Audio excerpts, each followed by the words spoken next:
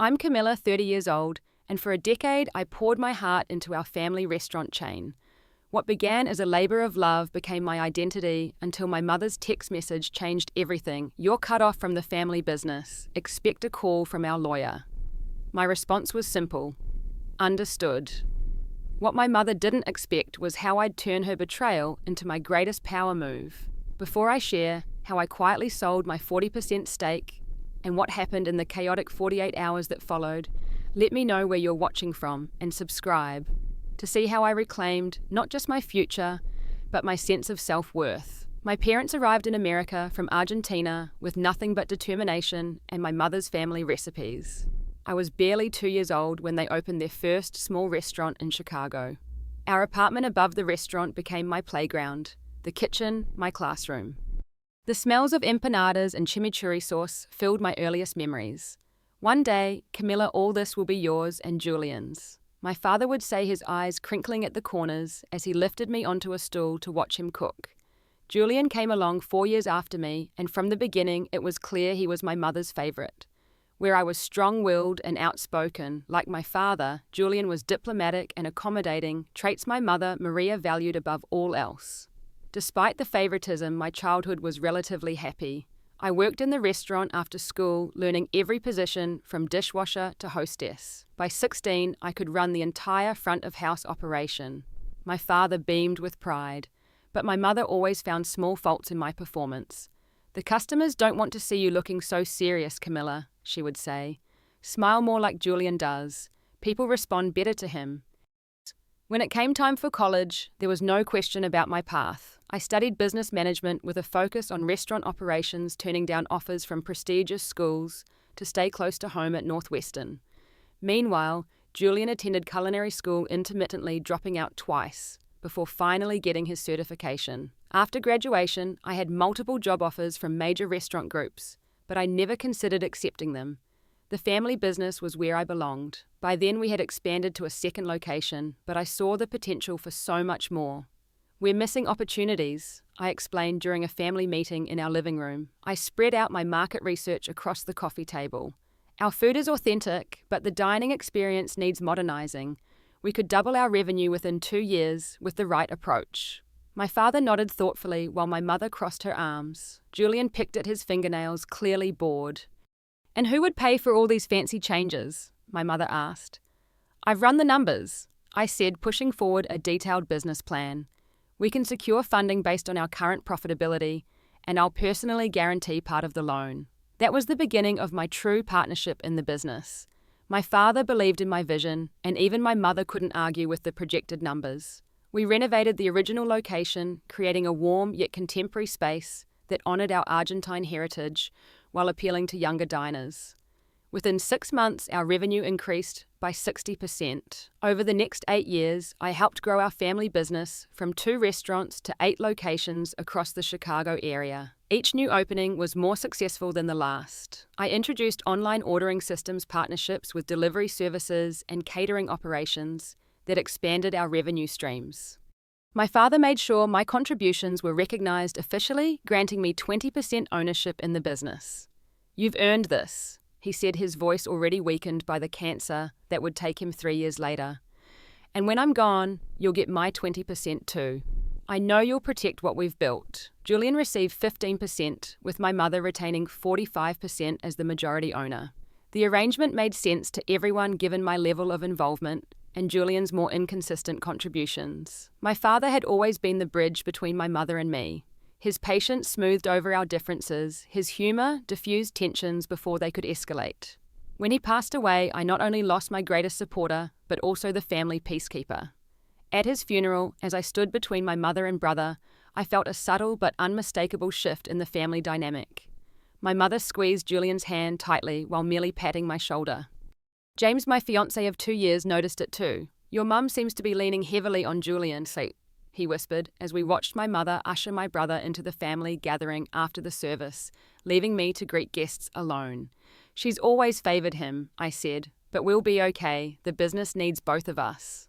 I couldn't have been more wrong. With 40% ownership and the most business experience, I naturally assumed I would take over my father's role as CEO.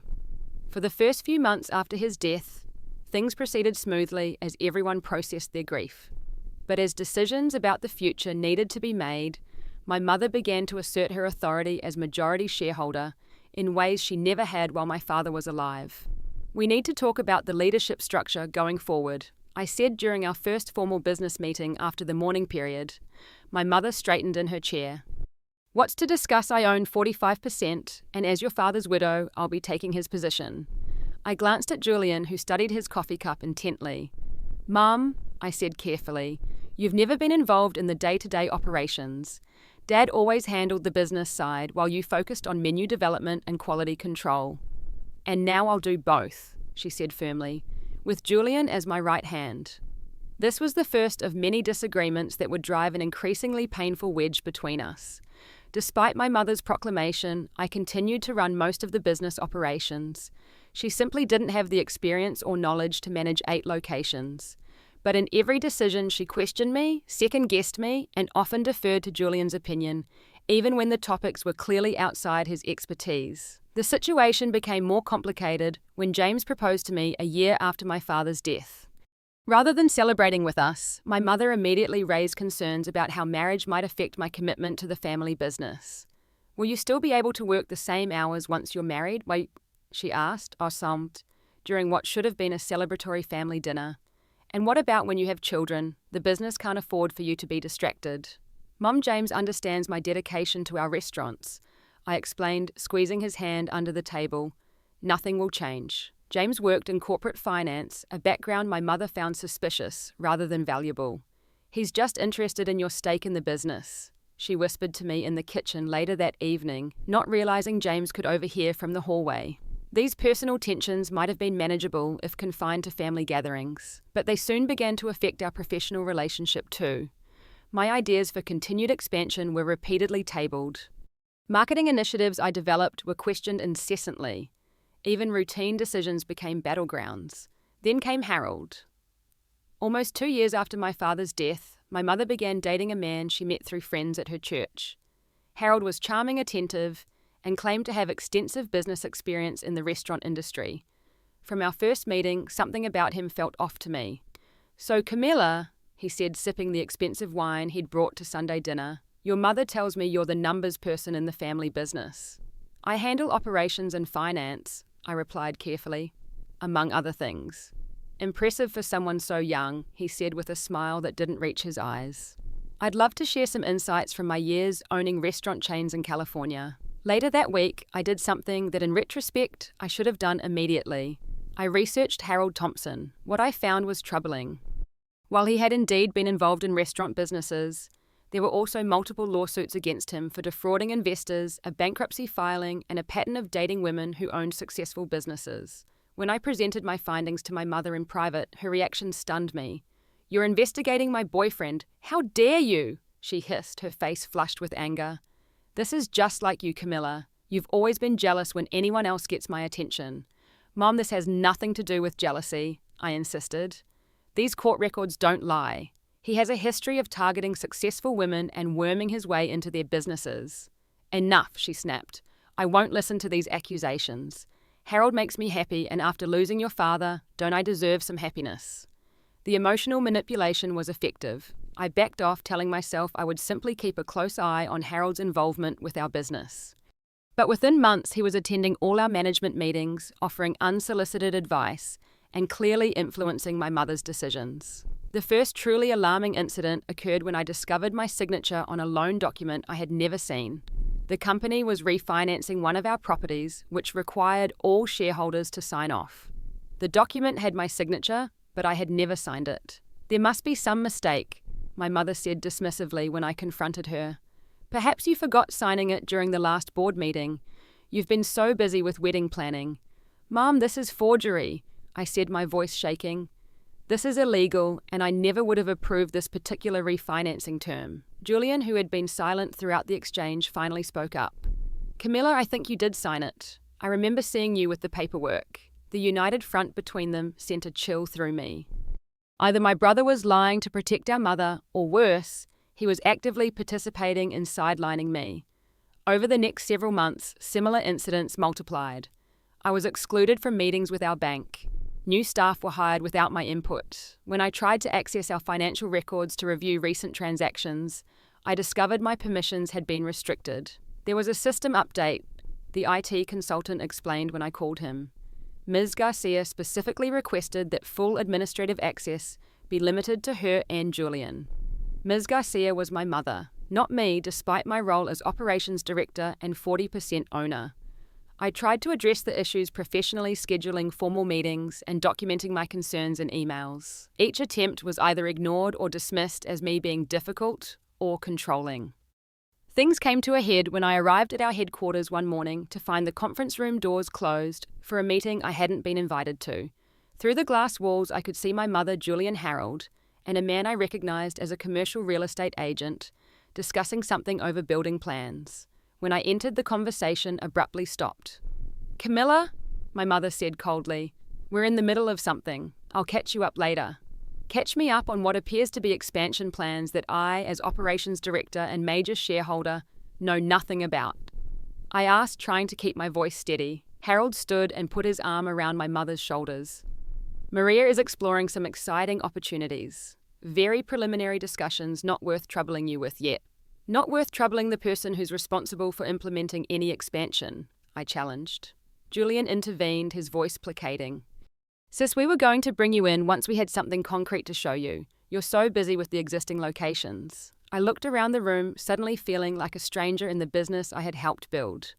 "This meeting ends now, or I call our company attorney." Later that day, Julian came to my office, closing the door behind him. "Look, Camilla," he said, perching on the edge of my desk. "Mom's worried you're too conservative with growth. Harold has connections with potential investors who can take us national." "Harold has connections with lawsuits and bankruptcy courts," I replied. "And since when does Mom make major business decisions without consulting me?" Julian looked uncomfortable. "She feels you're resistant to change since Dad died. And honestly, she's still the majority shareholder. With my 40%, nothing significant can happen without my approval," I reminded him. His expression shifted slightly, a flicker of something I couldn't quite identify crossing his face. "Yeah, about that. Mom's been talking to the attorneys about restructuring the ownership percentages." That was the moment I realized this wasn't just about control or influence. My position in the company was actively under threat. The signs continued to multiply. Decisions were made in my absence. Documents appeared requiring my signature with pressure to sign immediately, without proper review. Staff began reporting directly to Julian instead of me, despite my official position.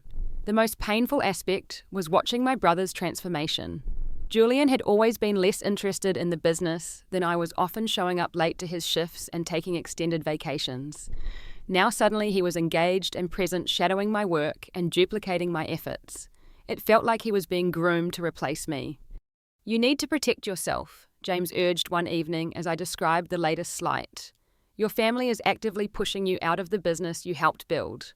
"They're still my family," I said, though my voice lacked conviction. "Maybe this is just a phase. Mum's still grieving Dad and Harold is filling a void." James took my hands in his. "Camilla, I work in corporate finance. I've seen this pattern before in family businesses. They're isolating you, reducing your influence and gathering ammunition. You need to consult an attorney about your shareholder rights." Initially, I resisted. Going legal felt like a declaration of war against my own family. But after I discovered secret meetings between my mother Julian and our company lawyer Douglas, I knew James was right. They wouldn't exclude me from meetings with our attorney unless they were planning something that affects me, I told James that night. "I need to know my options." James introduced me to his colleague Sarah, a business attorney specializing in shareholder disputes. She reviewed my situation with clear eyes. "As a 40% owner, you have significant rights," Sarah explained during our first consultation. "They can't sell assets, take on major debt, or change the corporate structure without your approval. But they can make your position increasingly uncomfortable, hoping you'll sell your shares out of frustration." "Is that what you think they want, for me to sell?" Sarah nodded. "It's a common strategy. Make working conditions intolerable, then offer to buy you out at below market value, presenting it as your only option." "What should I do?" "Document everything," she advised. "Every meeting you're excluded from, every decision made without your input, every financial record you're denied access to. And most importantly, Don't make any hasty decisions. Your position is stronger than they want you to believe. Armed with this knowledge, I tried one more time to reason with my mother. I gathered detailed documentation of my contributions to the business over the years, the expansion plans I'd developed, the technological improvements I'd implemented, the increase in profitability under my operational leadership. I even brought old photos of my father and me working side by side, hoping to appeal to her emotional connection to him. I requested a private meeting at her home away from Harold's influence and the business environment. "Mum," I began carefully, "I feel like we're losing the foundation that Dad built. We used to make decisions together as a family. Now I'm being pushed aside." My mother's expression remained impassive as I presented my case, showing her concrete examples of how the business had thrived under my guidance. When I finished, hoping for some acknowledgement or willingness to compromise, her response left me cold. "You've always had an inflated sense of your own importance," she said, setting aside the documents without even glancing at them. "Your father indulged you because you were his firstborn, but the business succeeded because of our recipes, our heritage, our connection with customers. You just handled some paperwork." The dismissal of 10 years of dedicated work felt like a physical blow. "Mom, that's not fair. Dad recognized my contributions. That's why he gave me equal ownership to his." Her eyes narrowed. "Your father wasn't thinking clearly near the end. That decision was an emotional one, not a business one. So what are you saying, that you want to undo what Dad intended?" She stood, signaling the end of our conversation. "I'm saying that you need to accept that things change. Julian is ready to take on more responsibility, and I need someone I can trust implicitly." "You can't trust me." "Your daughter. Not when you're so resistant to Harold's involvement. He has experience. We need connections that could take us national. Your hostility toward him shows me you're not putting the business first." I left my childhood home that day with the crushing realization that this rift might be irreparable. My mother had rewritten history, minimizing my role and dismissing my father's wishes. Whatever Harold's influence, the fundamental issue was that she was willing to sacrifice our relationship for control. The next few weeks were increasingly tense. I continued to perform my duties, but the atmosphere at headquarters was toxic. Staff members avoided eye contact, clearly uncomfortable with the obvious family conflict. I caught Julian and my mother whispering on several occasions, falling silent when I approached. Then came the day that would change everything. The board meeting was scheduled for Wednesday morning. All shareholders would be present, along with our company attorney and financial advisors. The agenda indicated we would be discussing strategic restructuring for national expansion. I prepared thoroughly, knowing this might be my opportunity to address the ongoing issues directly with witnesses present. What I didn't expect was for Harold to be seated at the table when I arrived. "Mr. Thompson isn't a shareholder or officer of this company," I said calmly. "This is a confidential board meeting." My mother waved her hand dismissively. "Harold is here as my advisor. I've already cleared it with Douglas." She nodded toward our company attorney, who avoided my gaze. I took my seat, opening my laptop to take notes. The meeting began with Julian presenting expansion plans for 3 new locations in neighboring states using projections and market analyses that were nearly identical to ones I had developed months earlier. No credit was given. When the financial portion of the meeting began, I noticed discrepancies in the reports. There were expenditures I couldn't account for, consultant fees that seemed excessive, and a new holding company structure I'd never seen before. "Before we proceed," I interrupted, "I'd like clarification on some of these financial items. There are several expenditures here that weren't approved through proper channels." My mother sighed dramatically. "Always focusing on minor details, Camilla. These are standard operating expenses." $50,000 to HT Consulting isn't a minor detail, I replied, having quickly Googled the company name to discover it was registered to Harold Thompson, especially when it appears to be a related party transaction that wasn't disclosed to all shareholders. The room fell silent. Harold shifted uncomfortably while my mother's face hardened. "I think what Camilla is trying to say," Julian began in his placating tone, but I cut him off. "What I'm saying is that paying undisclosed consulting fees to the chairman's boyfriend represents a serious conflict of interest and potentially violates our corporate governance policies." "How dare you?" my mother hissed. "Harold has provided valuable expertise. Expertise that comes with a concerning history. I said, then opened a folder and passed copies of court documents to everyone at the table. Mr. Thompson has been sued 3 times for defrauding business partners, filed for bankruptcy after his last restaurant venture collapsed, and has a pattern of entering business relationships with women he's personally involved with. Harold stood up, his face red. This is character assassination. These cases were all settled. Settled isn't the same as dismissed, I pointed out. And the pattern is concerning, especially given the unusual financial transactions I'm seeing here. My mother slammed her hand on the table. Enough. This meeting is adjourned. Everyone except Camilla, Julian, and Douglas, please leave. As the financial advisors filed out looking uncomfortable, I remained seated, my heart pounding, but my resolve firm. Once the door closed, my mother unleashed her fury. How dare you ambush us with these accusations? Harold has been nothing but helpful, and this is how you repay his generosity, by digging up ancient history to embarrass him. Mom, these aren't ancient. The most recent lawsuit was settled 18 months ago, I said, keeping my voice even. And my concerns aren't personal, they're fiduciary. As directors of this company, we have obligations to act in its best interest. Julian surprisingly spoke up. Camilla might have a point about disclosure, Mom. We should have formally documented Harold's consulting arrangement. Our mother turned to him, betrayal flashing across her face. You too, after all our discussions. Douglas cleared his throat. Perhaps we should take a step back. These are serious allegations that require careful consideration. There's nothing to consider, my mother snapped. This meeting is over. Camilla, you've made your position clear, and so have I. I gathered my documents, maintaining my composure, despite the knot in my stomach. For the record, I'm formally requesting a full audit of all expenditures for the past 12 months and immediate suspension of any payments to HT Consulting pending review. As I walked out, the weight of what had just transpired pressed down on me. I had publicly challenged my mother and exposed Harold. There would be consequences, but I couldn't have remained silent, knowing the business my father built was being compromised. I went straight to my office, closed the door, and called Sarah to update her on what had happened. She listened carefully, then advised me to document everything while it was fresh in my mind. This confrontation changes things, she warned. They'll likely accelerate whatever plans they've been making. Be prepared for significant fallout.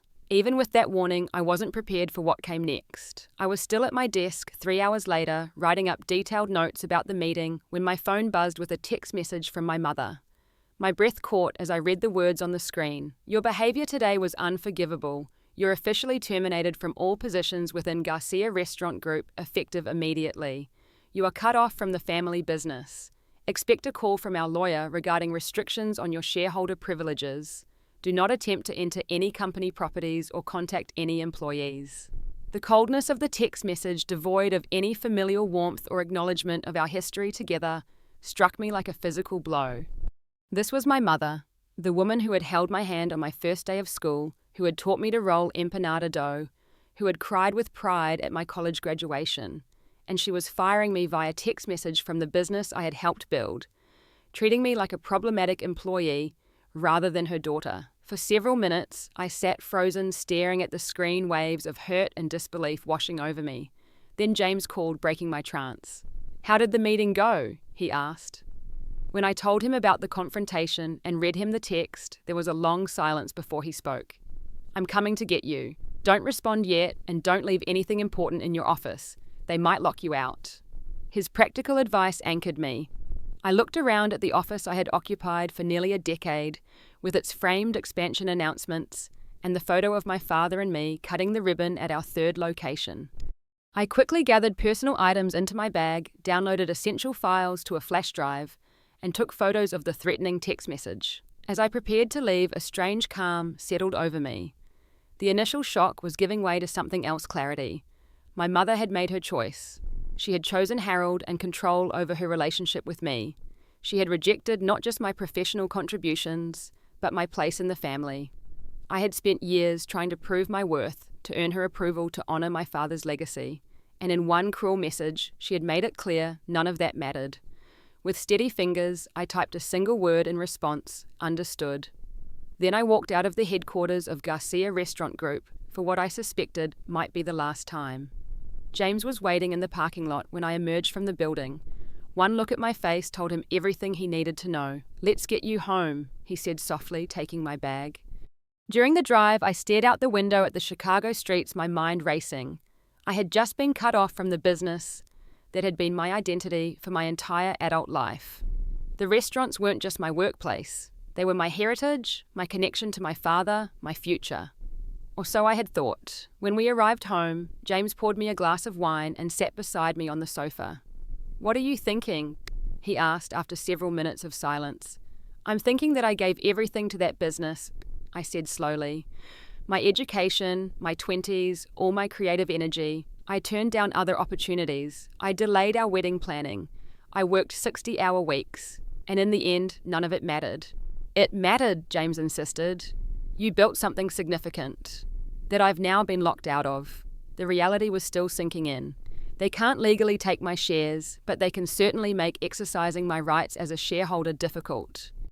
James hesitated, then said what we were both thinking. "Maybe it's time to consider an exit strategy." The suggestion would have been unthinkable just days before. Sell my stake in the family business, walk away from everything I had helped build. But now, with the rawness of my mother's betrayal still fresh, it didn't seem so outlandish. "They're expecting me to fight," I mused, "to hire lawyers to demand reinstatement to cause a public battle that would damage the business. And is that what you want to do?" I took a long sip of wine, considering. "No," I finally said. "I don't want to spend the next year of my life in ugly legal battles with my own family. I don't want to damage the restaurants my father loved. But I also won't let them push me out with nothing." "Then what's the alternative?" "I need to talk to Sarah again," I decided. "And I need to understand exactly what my 40% stake is worth on the open market."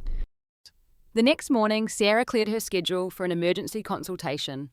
I brought all my documentation, including the text message from my mother. "They've made a strategic error," Sarah said after reviewing everything. "Terminating you from your positions doesn't affect your shareholder rights, and doing it in such a hostile manner gives us leverage in negotiating your exit if that's what you decide to do." "What would an exit look like?" I asked. "Typically, in a family business situation like this, the company would buy back your shares, often at a discounted valuation because of the lack of a ready market for minority stakes. So I'd get less than what my shares are actually worth." "That's what they're counting on," Sarah confirmed. "But there might be another option." She explained that while minority stakes in private companies were usually difficult to sell to outside parties, my 40% was substantial enough that it might attract interest from strategic buyers, particularly competitors looking to enter our market. "In fact," Sarah said, leaning forward, "I'm aware of a regional restaurant group that's been wanting to expand into the Chicago area. They approached another client of mine recently about an acquisition. Would you be opposed to me making a discreet inquiry?" The idea of selling to a competitor felt both liberating and terrifying. It would be a clean break, but also a final one. There would be no going back, no reconciliation that would allow me to return to the business. "Make the call," I said, surprising myself with my decisiveness. "But this stays completely confidential until we know if it's viable." Within hours, Sarah had arranged a confidential meeting with Amanda Chen, CEO of Midwest Dining Concepts, a successful restaurant group with 30 locations across neighboring states. They had been eyeing the Chicago market for years, but had been deterred by the costs of starting from scratch in a competitive landscape. Amanda was direct during our first meeting. "Your family's restaurants have an excellent reputation and strong locations. Your 40% wouldn't give us control, but it would give us a significant foothold and force your current management to either work with us or buy us out at a premium." "And if they refuse to cooperate?" I asked. "Then we have other options," Amanda said with a slight smile, "including making life very uncomfortable for them as a determined minority shareholder with different strategic priorities." The implications were clear. Midwest Dining Concepts would either become a genuine business partner with my family or use their stake to pressure my mother and Julian into a full acquisition. Either way, they were prepared to pay substantially above market value for my shares. The due diligence process moved with remarkable speed, with Sarah and James helping me gather all the necessary documentation to support the valuation. Amanda's team reviewed our financials, visited the locations discreetly as customers, and assessed our market position. 5 days after my mother's text, I had a formal offer in hand, $12 million for my 40% stake, nearly double what an internal buyout would likely have yielded. The night before I was scheduled to sign the agreement, I sat alone in our living room looking at old family photos. There was my father teaching me to make his signature chimichurri sauce, my mother adjusting my cap before high school graduation, Julian and me laughing together at the opening of our 5th location. Despite everything, these were my family. Was I really ready to sever this connection so completely? I called Julian, half expecting him to ignore me. "Camilla," he answered, sounding wary. "Mom said we shouldn't be talking to you directly while the lawyers are involved." "I just need to know one thing, Julian," I said quietly. "Did you know this was coming? The text cutting me off like this?" There was a long pause before he sighed. "Not exactly like this. I knew Mum was frustrated with your resistance to Harold's ideas, but I thought there would be more discussion. After everything I've contributed to the business, did I deserve to be treated this way?" Another pause. "No," he finally admitted.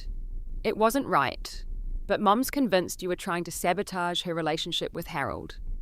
And what do you think? I think..." He hesitated. "I think you had legitimate concerns. But it's complicated, Camilla. Mum controls 45%, and with my 15, that's a controlling interest. So you've chosen your side." "It's not about sides," he protested weakly.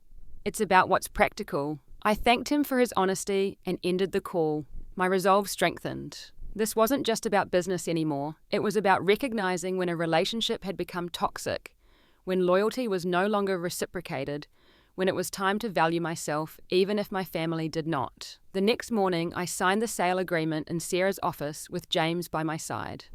As Amanda handed me the ceremonial big check for the photographers, I felt a strange mixture of grief and liberation.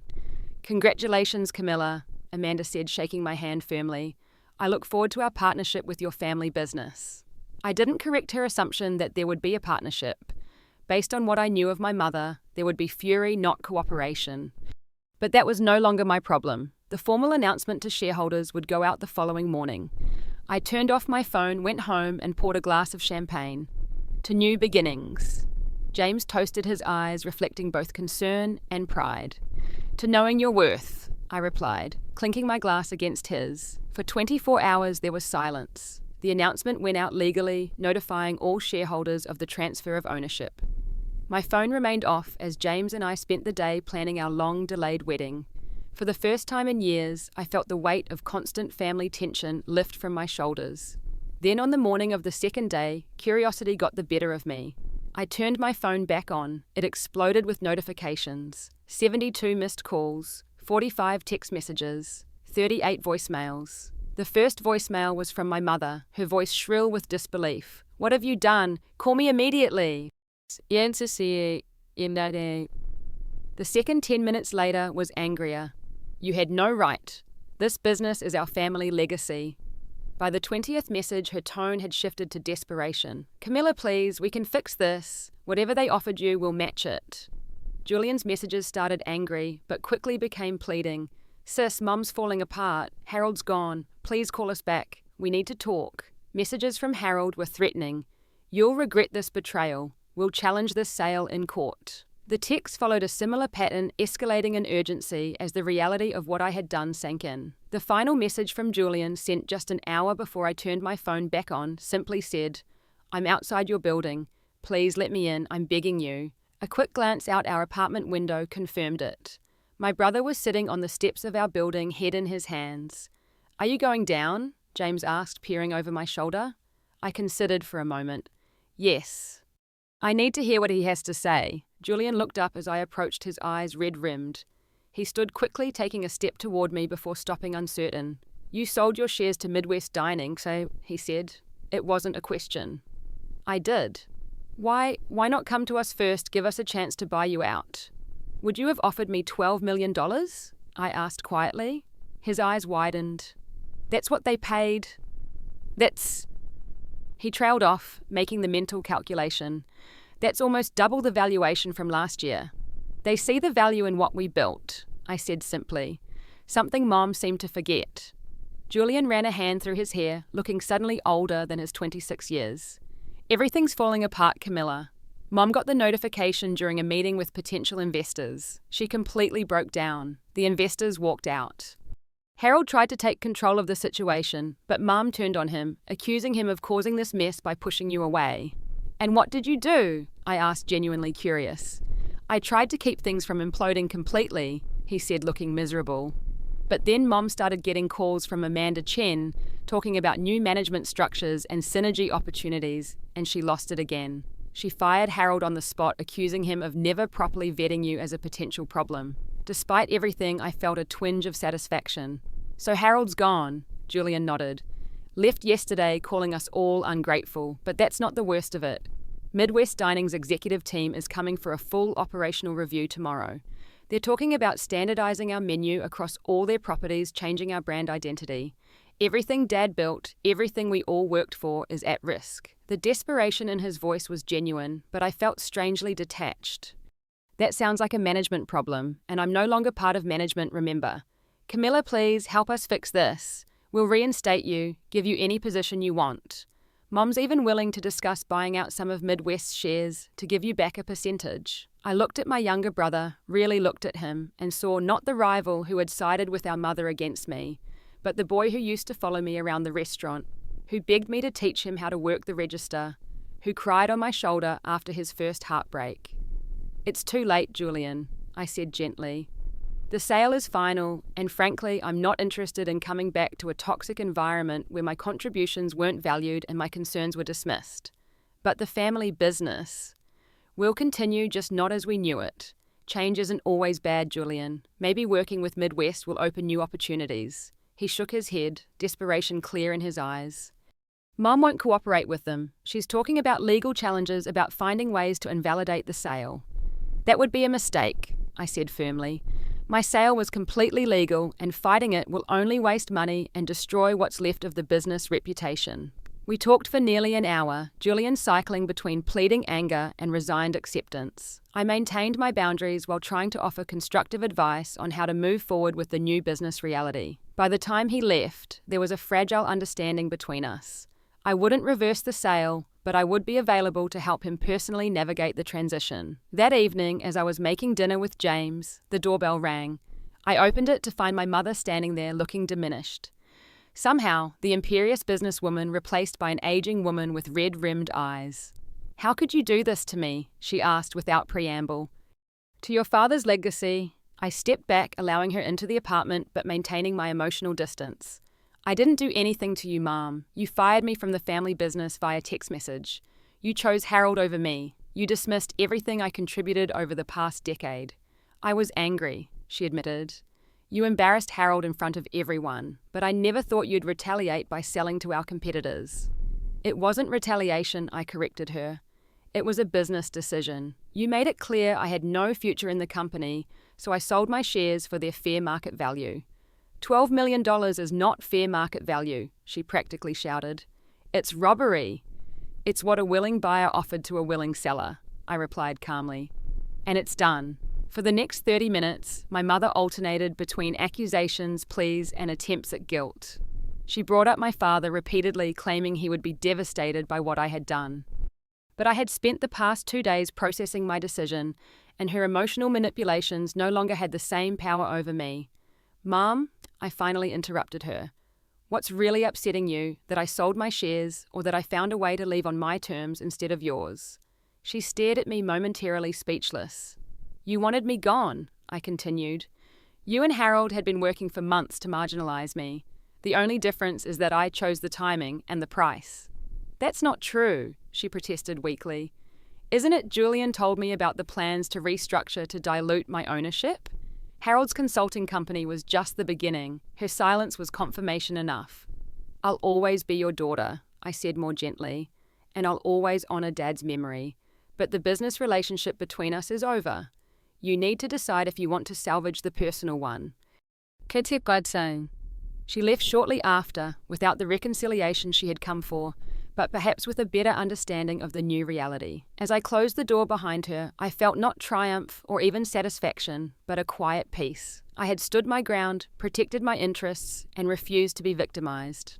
The following weeks brought more calls, more attempts to reverse the situation. Harold resurfaced with legal threats that Sarah easily dismissed. My mother vacillated between anger and grudging acceptance. Julian kept me updated on the changes at the company, sometimes seeking my advice, which I gave when appropriate. Midwest Dining moved quickly to implement their integration strategy, bringing in new management systems while maintaining the core culinary identity that had made our restaurant successful. To everyone's surprise, they kept Julian as culinary director, recognizing his genuine talent in the kitchen, even if his business acumen was limited. And I began to rebuild my life beyond the shadow of the family business. 6 months passed in a blink. With a portion of the proceeds from the sale, I leased a small space in a trendy neighborhood and began planning a restaurant concept of my own. Not Argentine cuisine, but a fusion concept that reflected my own culinary journey, incorporating influences from my travels and James's Korean-American heritage. "What will you call it?" James asked, as we reviewed the architectural plans. "Nuevo comienzo," I said. "New beginning." He smiled, understanding the significance. "Your dad would be proud." "I think he would," I agreed. Not of how things ended with the family business, but of me finding my own path. The space was intimate, just 50 seats plus a small bar. I wanted something manageable, something that would allow me to be creative without the pressure of rapid expansion. Quality over quantity, passion over growth. When word got out about my new venture, several former employees from the family restaurants reached out. Maria, our best hostess. Carlos, a talented sous chef. Diego, the bar manager who had created our signature cocktails. All had left after the ownership change, uncomfortable with the new corporate culture. "We'd rather work for you," Maria said when we met for coffee. "You always treated us like family, not just employees." That meant more to me than any business success. I hired them all along with a small team of new staff who shared my vision. The healing of family wounds came more slowly. Julian was the first to extend a genuine olive branch, croissant, showing up at the construction site one day with coffee and pastries. "This looks amazing," he said, surveying the half-finished space. "Very you." "Thanks," I said, accepting the peace offering. "How are things at Midwest Garcia?" The corporate rebrand still felt strange to say. He shrugged. "It's different. More systems, more meetings. But they've been fair, and they actually listened to my input on menu items, which is more than Mum did toward the end." "And how is Mum?" His expression sobered. "Struggling. Harold is completely out of the picture. Left town actually, after some investors from his past showed up making demands. She's trying to adjust to her new role as brand ambassador instead of CEO. Is she still angry with me?" "Less angry, more sad," he admitted. "She knows she handled things badly, but she's not ready to admit it yet." It was another 2 months before my mother made contact, sending a brief email rather than calling. "I hear your restaurant is opening soon. Julian speaks highly of what you're creating. Perhaps I could visit before the official opening." It wasn't an apology, but it was a start. I invited her for a private tasting the week before our official opening. She arrived precisely on time, dressed elegantly, but more simply than her usual corporate attire. The conversation was stilted at first, focused on safe topics like the decor and the neighborhood. But as I served her dishes from our menu, explaining the inspiration behind each one, the atmosphere gradually warmed. "This reminds me of something your father used to make," she said, tasting a sauce that incorporated his chimichurri with Korean gochujang. "It's an homage," I acknowledged, taking his foundation but making it my own. She nodded, understanding the metaphor. "You've done well, Camilla. This place, it has soul." Coming from her, this was high praise indeed. "Thank you," I said simply. "I made mistakes," she said after a long pause, staring into her wine glass. "I let Harold influence me against you. I was afraid of losing control after your father died, and I took it out on you because you reminded me so much of him. Your confidence, your vision." It wasn't a full apology, but it was more than I had expected. "We all made mistakes," I conceded. I could have handled my concerns about Harold differently. We talked for hours, not resolving everything, but laying groundwork for a new kind of relationship. One based on mutual respect as adults, rather than the complicated dynamics of the family business. By the time she left, we had agreed that she would attend the opening night, not as a critic or competitor, but as my mother.